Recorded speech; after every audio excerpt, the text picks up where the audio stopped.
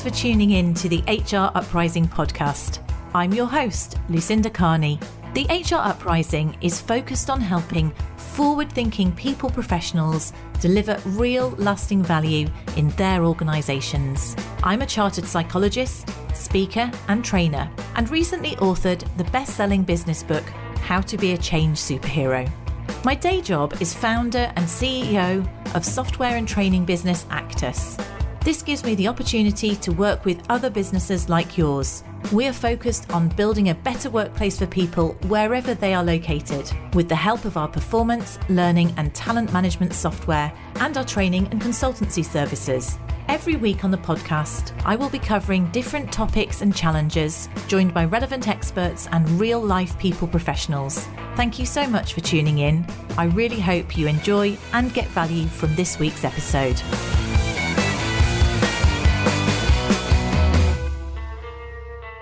Hello and welcome to this week's HR Uprising podcast. And this week, I'm delighted to have a special guest, Stephen Van Cohen, with me. He's a global leadership consultant, executive coach, and published author.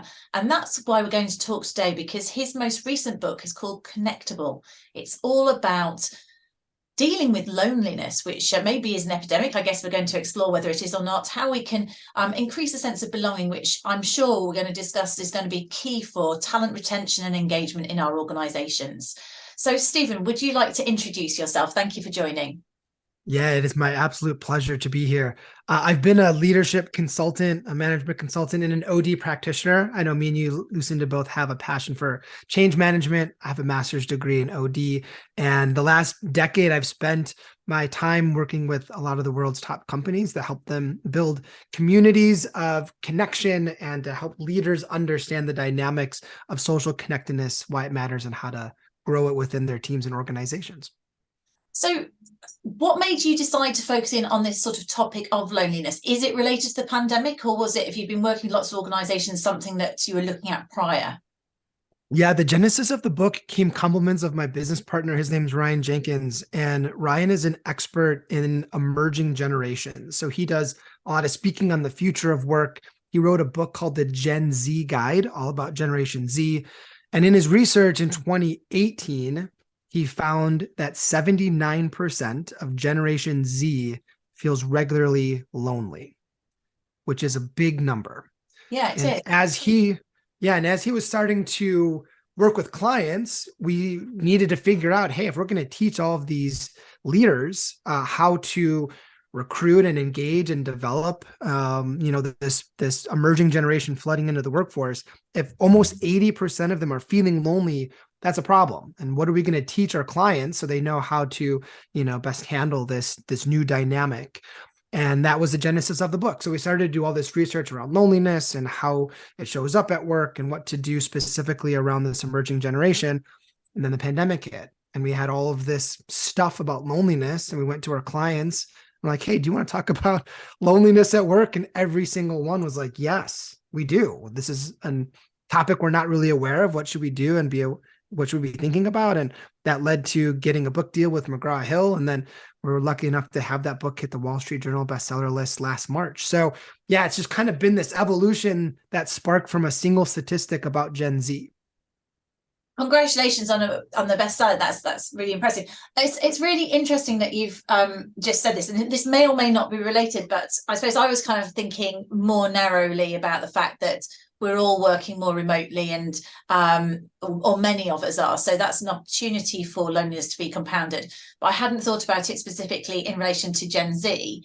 And without asking a leading question, because you might disagree with me, it just struck me. My husband pointed out, it was a graph in something like The Economist recently, where it was showing that since it's basically Instagram, or the upset of social media, and actually suicide in females particularly. And I was wondering whether that all links into this or plays into something. I mean, that's quite a hard hitting angle of it, but do you see social media as being part of this, or is it completely separate?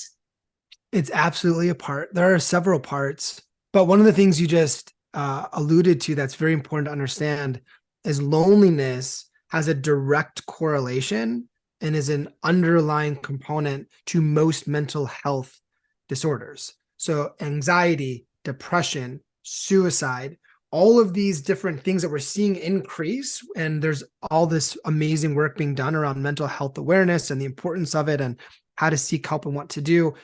Well, loneliness has been a key contributor for why we're seeing such increases in a lot of these mental health disorders. So when we think about why loneliness is growing, social media is absolutely a part of it.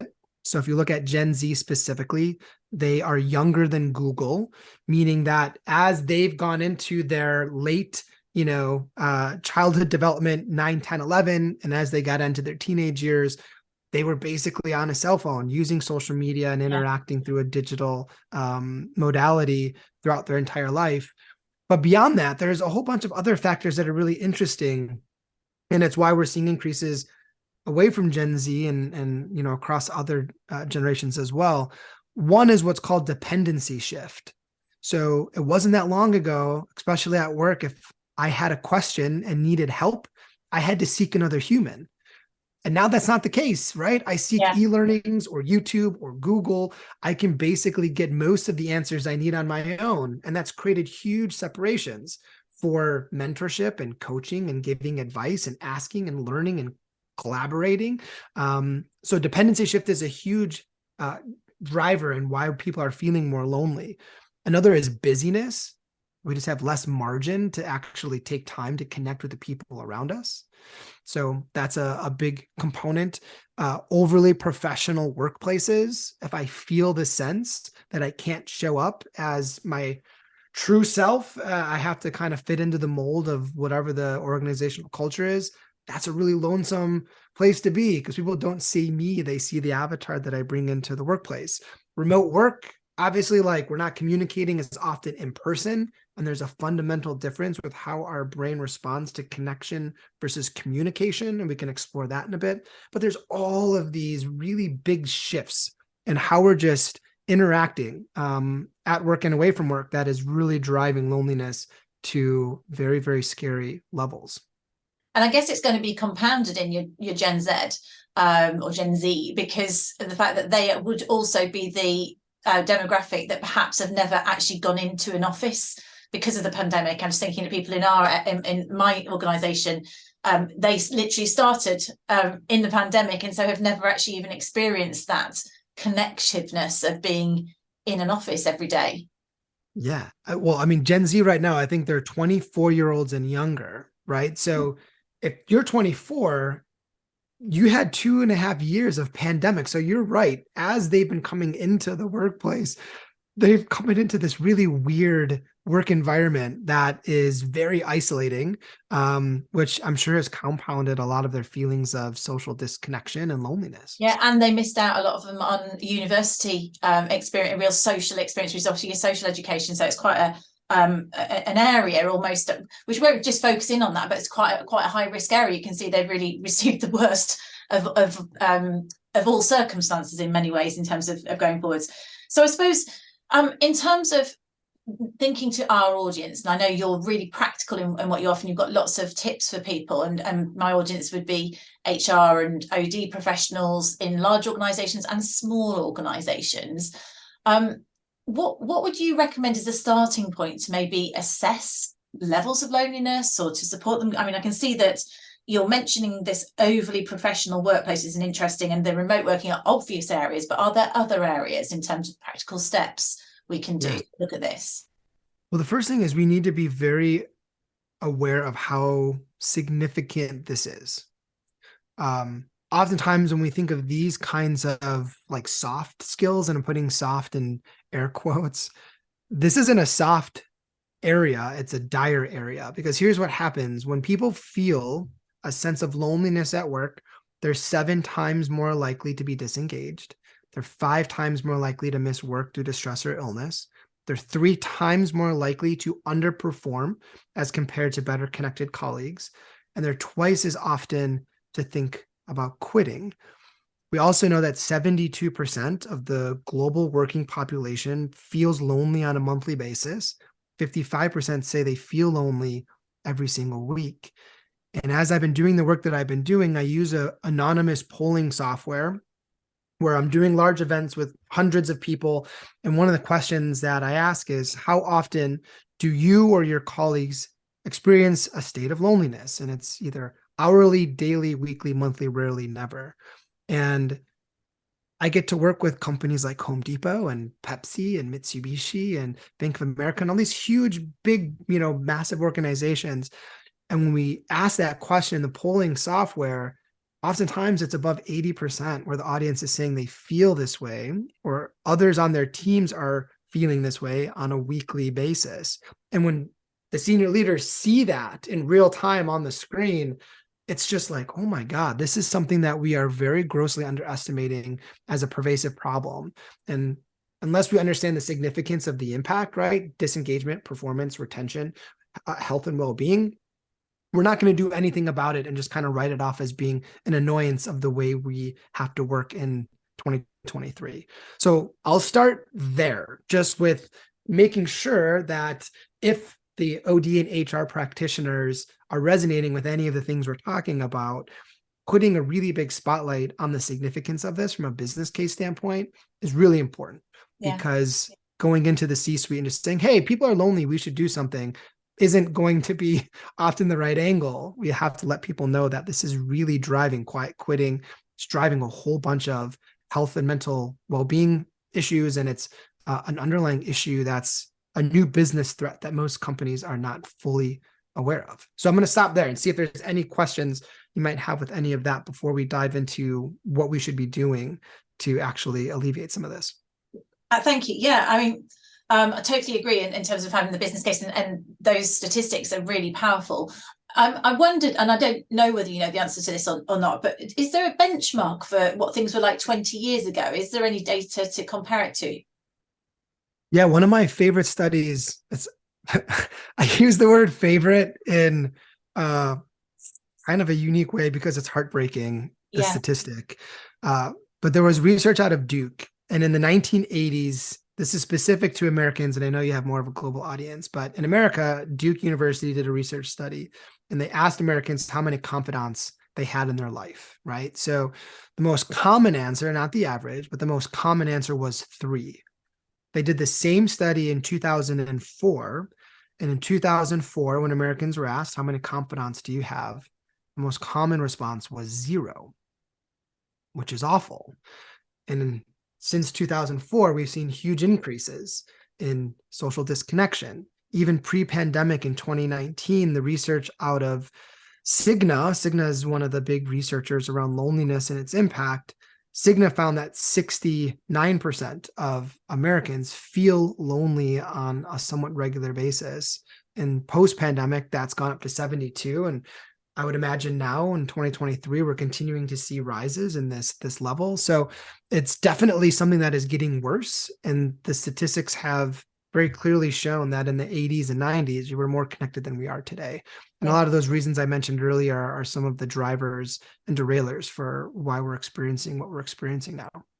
It's interesting you use the word connected, because I guess what you're talking about is genuine human-to-human connection, because arguably people are more connected than they've ever been. It's just that it feels less sincere, I guess, in many ways. Well, it's the same thing.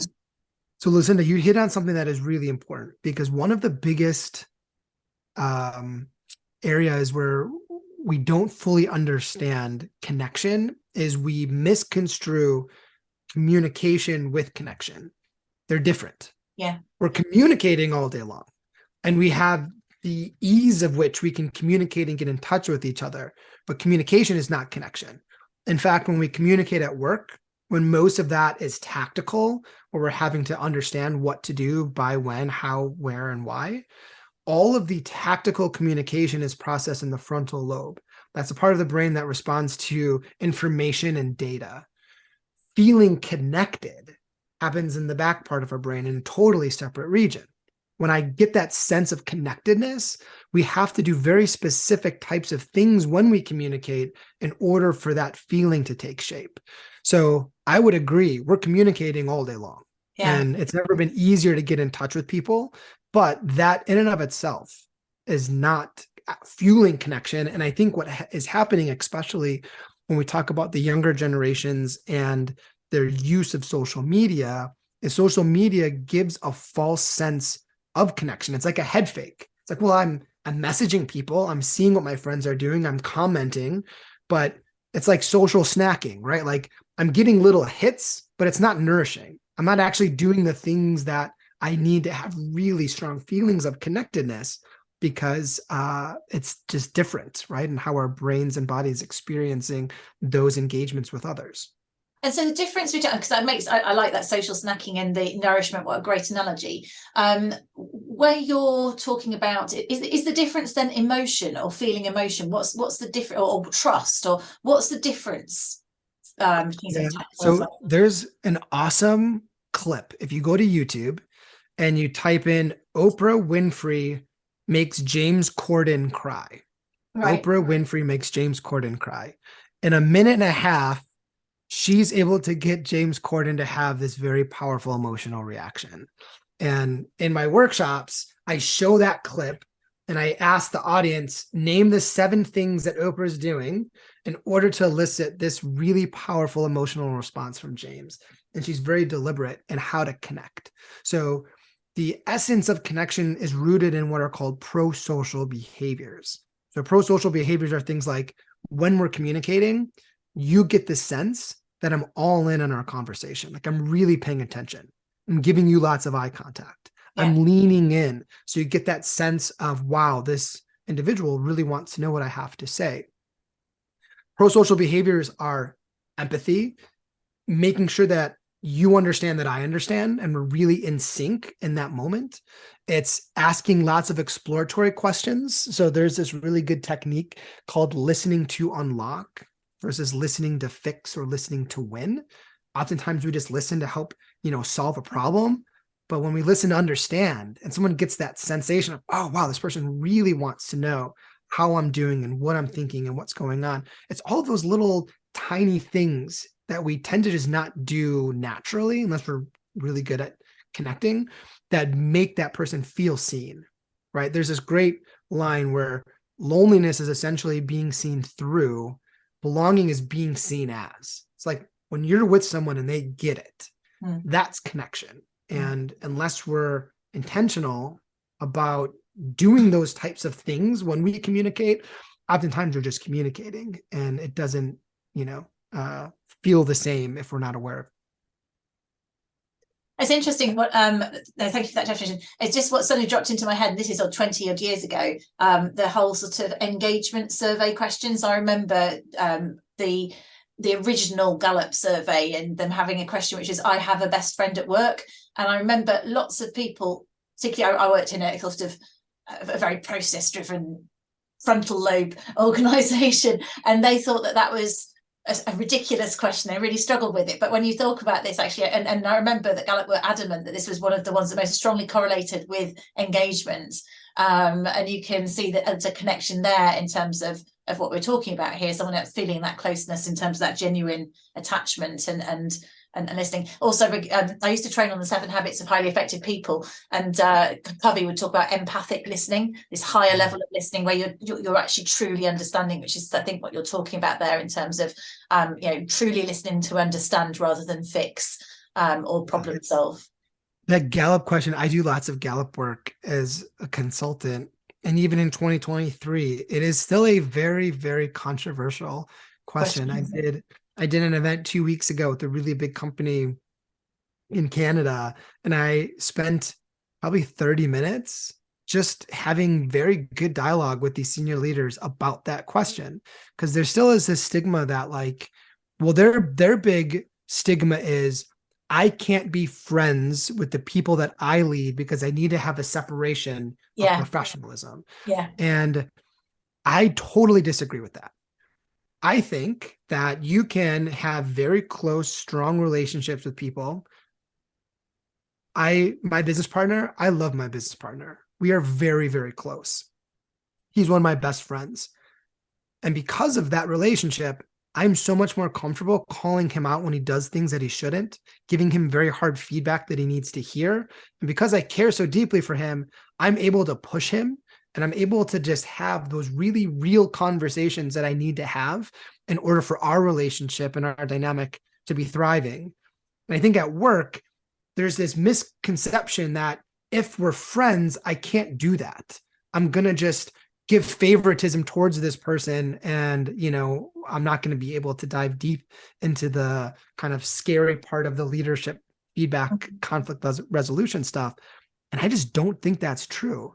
I think when you really care about someone and have that closeness, all of that stuff becomes a lot easier and a lot more realistic to actually do. So from a friendship standpoint, I spend a lot of time exploring that with the leaders I work with. And oftentimes light bulbs go off because they're not mutually exclusive, right? I can be really close with you and still not let you slide on things that you are, supposed to be doing. And that's one of the big, I think, conundrums of leadership today that gets confused a bit.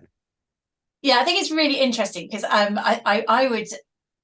heard it both ways in terms of that, but I wonder whether you just happen to be particularly well, actually not in the majority. I'm not saying in the minority, but you've written a book on connectedness. You've probably got natural empathy, and I think quite a lot of people, particularly in management positions, maybe feel uncomfortable or actually would rather have a bit of distance. So it's almost a want, and they're justifying this in terms of it being misconstrued and things. So I suppose there's something there as a middle ground, something that comes naturally to you. I know doesn't come naturally to lots of people, whether it's culture, whether it's their personality type.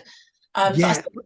I was going to say, maybe that's where we go. The middle ground would be really interesting. It's this thing about how can you still be sincere and still connect, I suppose, connect your, of course, the name of your book, with people professionally, without overstepping it, without either party being uncomfortable.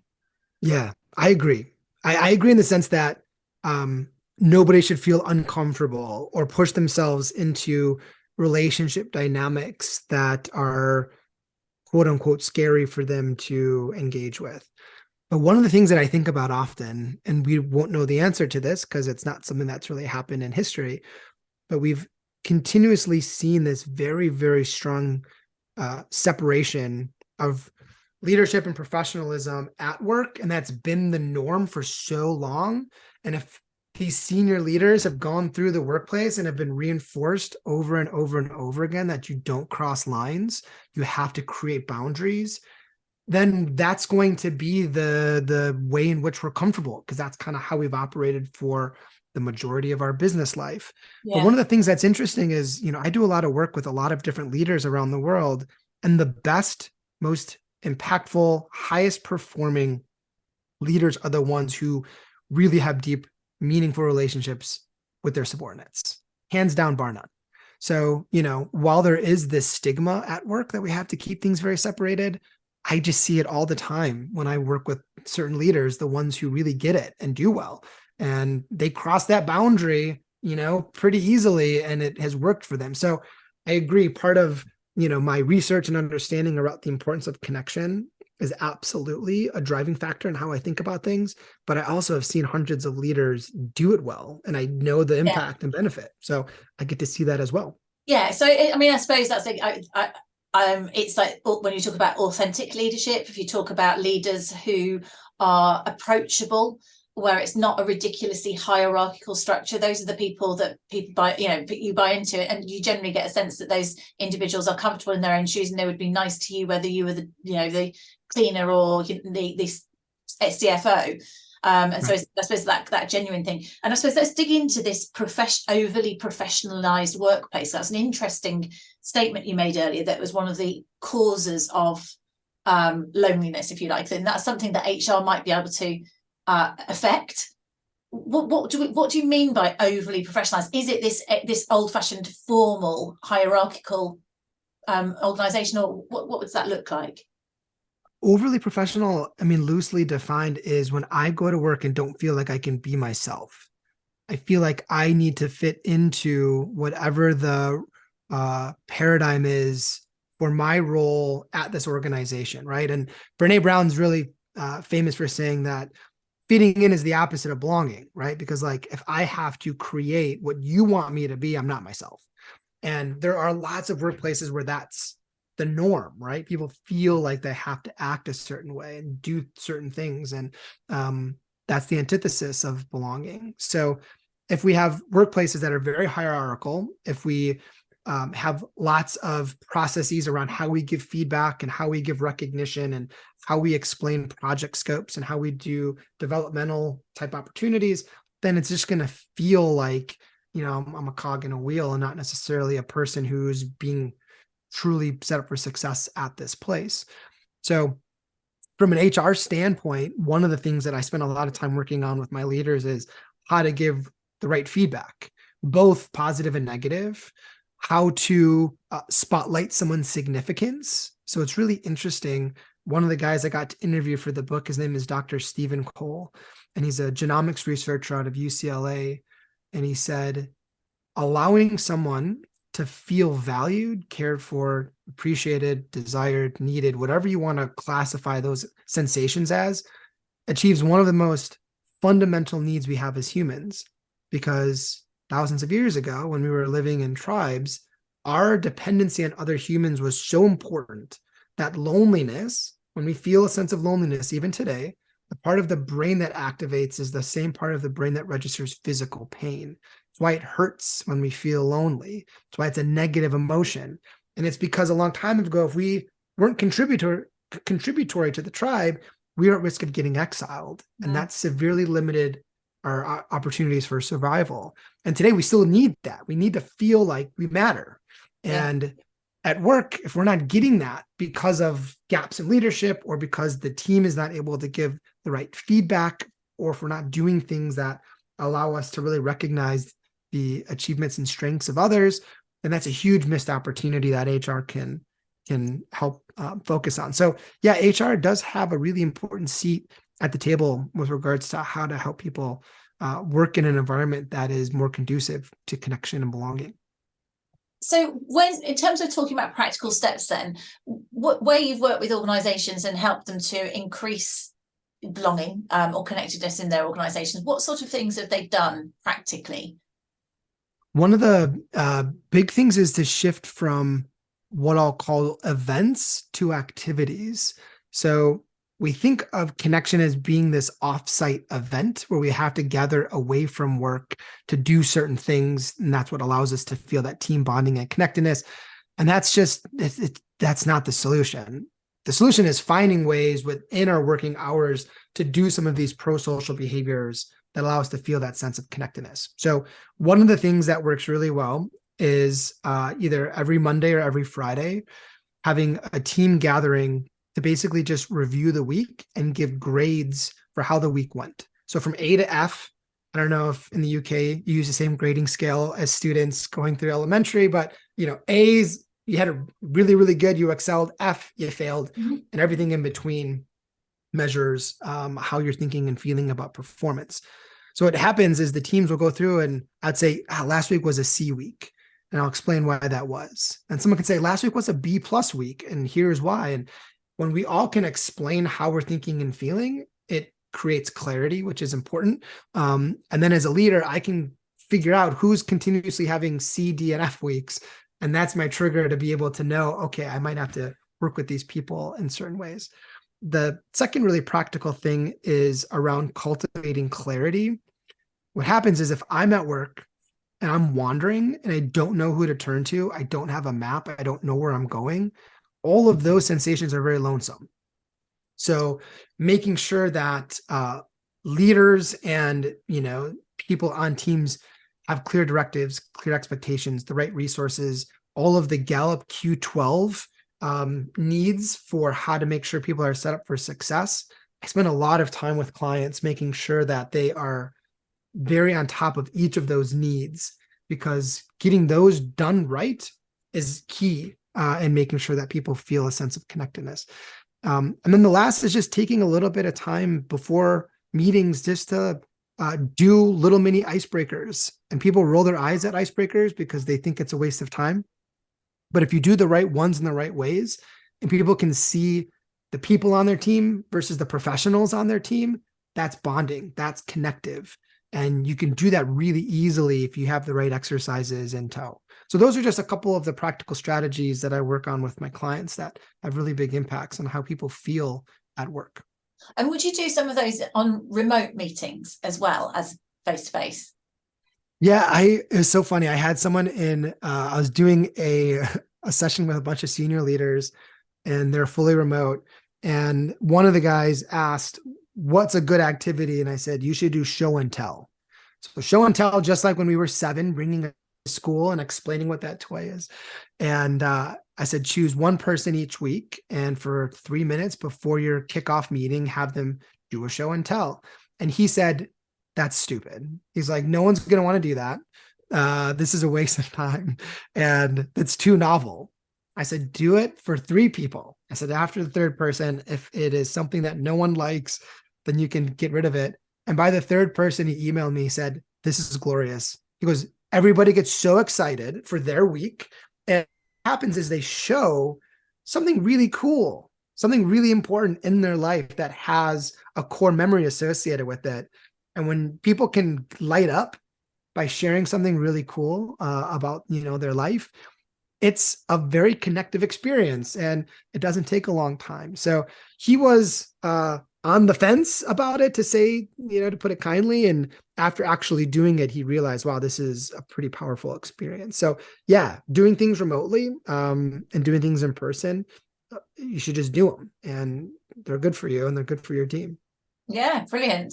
Simple things like that. Because you do see, it is interesting if someone does something like that, you go, oh, actually, and then they'll ask you about your golf. How did you get on your golf match, or whatever it was that you did? It just gives that kind of, it's that connection again to people. You've got something that's outside of just the work, the monotony, isn't it, of the workspace. So simple things like that. One of the guys talked about how he's a huge hiker, and he showed his hiking boots, and he talked about some of the places he hiked. Someone else on his team, his immediate team, messaged him afterward, hey, I'm an avid hiker too. And what do? They went on a hike together, right? And think about how bonding that is for these 2 people to now have this shared activity that they can create deeper, meaningful connections and belonging through. And that doesn't happen unless you're finding ways to create those opportunities. Yeah, making it less transactional, making it safe for people to share stuff. It's interesting. I run webinars quite often, and I monthly, and I used to run them more often when everyone was remotely. But these are people, from different organisations. And what's quite interesting, because we get the chat going. Honest, I've always done it that way, to try and make them relatively interactive. Because that's kind of the culture of the webinars, you sometimes find that people go, oh, I know something on that. And I've seen people make connections through the webinar chat, which is so fantastic. And then they, take it offline and they share some information. So it's the beauty of technology and, this larger pool that we do have to talk to people in effectively. As long as we can keep the human bit in there, we can actually make more out of it. But it's very easy to lose that cute human bit to make it very, very transactional. There is some research that came out of the University of Wollongong in Australia, and the researcher found that social media is very, very good for boosting connectedness if and only if it's the catalyst to create conversations offline. So if I see on Instagram that you just went on a trip, and then I call you to talk about your trip, social media is a brilliant way for us to have those opportunities to connect, because it gives us things to talk about, reasons to get in touch, things to share, and it gives us opportunities to learn, but we have to do something offline because of it. And in those regards, social media, LinkedIn, anything we use is actually a great tool to spark more social connectedness. I'm at the risk of going off topic here, so I'll keep it brief, but it is interesting spouting other thoughts. But here's also, I'd see that, so Facebook, as my kids would go, old person's, social media. But, I live in a village. And so in a village, we've got things like, I don't know, you've got people who you're part of the same community. You don't necessarily know them well, but people are more likely to help out. If I went out and said, can anyone suggest XYZ, or could anyone lend me XYZ? Kind of because you're in a village, people are more likely to offer, it feels, because you're a community, you will often get helped. But what's interesting about that is it strikes me that I'm not someone who feels particularly, the people who ask and offer are not necessarily the people who are feeling lonely. And they're probably not the people who are, well, they're definitely not the Gen Z, because they're not on Facebook. But do you know what I mean? I wonder whether there are lots of people who are not saying things and don't have the confidence to reach out and ask in that environment, even though it can be a good trigger. Yeah, unfortunately, So like when we feel hungry, that's just our biological cue that we need to get something to eat. It's very easy to just go get an apple and sustain whatever that request is internally. When we feel lonely, that's just our biological clue we need to connect. However, it's very funny because you would think it would spur an action to reach out to do something pro-socially beneficial. And it doesn't happen that way, because what happens is if I'm already feeling isolated and poor about my level of connectedness, it's risky to continue to reach out and get hurt even more. Yeah. So people retreat inward, yeah. and they tend to further distance themselves, because what's the point? If I'm already feeling this way, I don't want to further magnify this uncomfortable sensation. And you do see people, get a lot more reclusive when they start to feel lonely, even though they should be doing the opposite. So yeah, you're right. People who are showing up and helping out are probably the people who are already feeling good, and they're getting just a lot more quota met for their social connectedness. And we got to be aware of the people who are further removing themselves in isolation, because those are the people who need us to do those pro-social things the most in order to get them out of their current state. It's an upward or a downward spiral, isn't it? And I suppose that's actually almost a human social responsibility for us, wherever we are, whoever we are, to spot those people who you can just say, oh, do you fancy coming along to this, or that you can help along. But we should do that in our own organizations too, in terms of how we can enable this further. Yeah, so there's a good resource. If listeners go to lesslonely.com, I know it sounds like a dating site. It isn't. If you go to lesslonely.com, there's a resource. It's called the 10 Signs of a Disconnected Workforce. And it gives you like the 10 things that you can look for among your team or colleagues in order to spot someone who might be feeling lonely and disconnected. So that could be a good way for your audience to be able to pinpoint, like, what do I need to look for? How does this show up at work? And if you start to see these things within, some of the team members, you can be equipped on actually taking a step forward and helping them feel more connected. Fabulous. I will get some of these links I'll put these links in the show notes, people, if they're listening and wondering what they are, so you don't have to rewind. I'll take those out. So I'm just kind of going back in terms of summarizing what we've covered. We can see that certainly certain generations are probably at a higher predisposition, just due to circumstances and age, of maybe feeling less connected there. This is something that needs to be taken seriously as an organization, because of the huge correlation with engagement, retention, performance or lack of performance, attrition. So it makes a huge sense to do this. In terms of line managers, this definitely feels for me as that connecting, like giving feedback and just good quality people management, not transactional, but understanding our people as people, but then also maybe creating, whether it's face-to-face or whether it's, what did you say, not events, activities rather than events. So things where people have a chance to engage, and even if it's simple things like show and tell, or what you said about doing icebreakers, or saying how was your week, A to F, where people are sharing and talking, these sort of things that get people opening up and incorporating those, so it's less of an overly professional environment. Anything else that you'd suggest to the listeners that would be useful takeaways to look at this topic within their organizations? You did a phenomenal job summarizing, and I would say that's a great place to start. If people are hungry for more, the book Connectable is jam-packed with all kinds of strategies and activities, and we profile a whole bunch of different companies in the book, and we explain what they're doing in order to help create more of a sense of belonging and connection in their organizations. That was one of the most fun things I got to do when I was writing the book, is I got to interview from people at Expedia and Blackstone and Home Depot and Pepsi and a whole bunch of other huge companies, and learn what they're doing. So there's some good literature in the book too. Brilliant. So check out the book as a good next step. Yeah, I would agree. Fabulous. Stephen, it's been really wonderful talking to you. I found this a very, very interesting topic. So thank you so much for joining us on the HR Uprising. Thanks for having me. If people want to reach out to you, do you want to just say if they do want to look you up and the best way to get hold of you? And obviously I'll put these links in the show notes. Yeah. So the best way is to find me on LinkedIn, Stephen Van Cohen. I'm pretty easy to find. Or my email is steven@lesslonely.com. And that's Stephen with a V.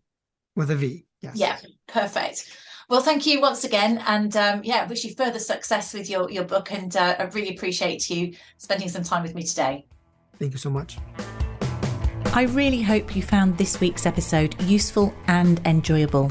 If you did, perhaps you could recommend us to a friend or colleague, or give us a review on your platform of choice. It really helps new listeners to find us. Now you can access links to any of the information mentioned in this show via the website www.hruprising.com. Further free resources are also available at www.actus.co.uk. There you can also find out more about our software and training solutions. Finally, why not join our LinkedIn group, the HR Uprising, to share ideas and collaborate with other like-minded people professionals.